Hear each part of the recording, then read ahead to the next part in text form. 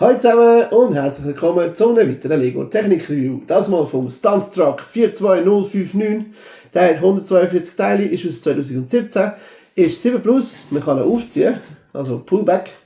Hat normalerweise noch eine Stuntrampe dabei, der jetzt nicht, weil wir haben den Occasion bekommen. Und er ist normalerweise, also in diesem Zustand, 8 cm hoch, 18 cm lang und 9 cm breit.